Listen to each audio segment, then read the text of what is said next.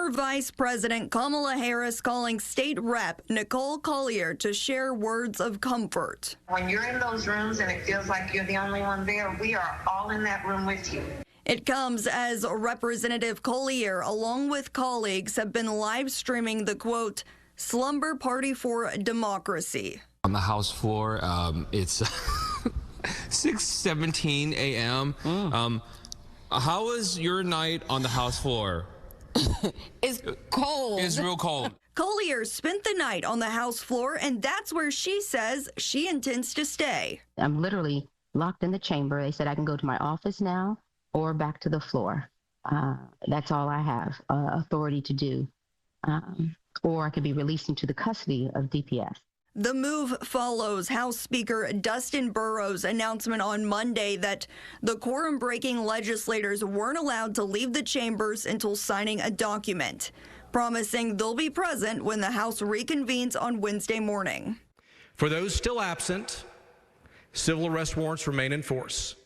Additionally, each Democrat was assigned a Texas DPS trooper to shadow them. Here in Austin, Cheryl Cole, who does have a police person that's containing her and not being able to let her be free to go about her day, threatened her today. They thought that she was walking too fast on her walk, and so they threatened that they'd have to detain her more. This is ridiculous behavior.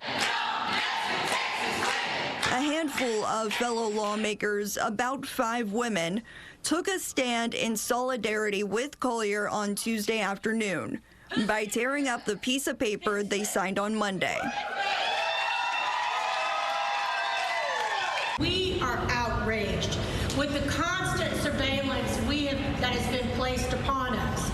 The Rip the Slip demonstration was meant to be followed by another protest at the state capitol Tuesday night. However, protesters and visitors were told to evacuate, and the Capitol grounds were closed off due to a shooting threat. Donald Trump and Greg Abbott trying to steal away the voice of Texans by gerrymandering 5 congressional seats, and to just do it simply for power. They wrote the original maps. Now they're trying to act like there's flaws with those.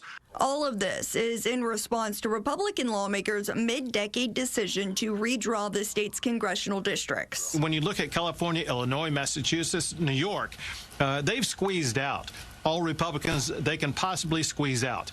What Texas is doing, we're just drawing fair maps as allowed by law, and it will ensure that at least 5 more members of Republicans will be serving in the United States Congress.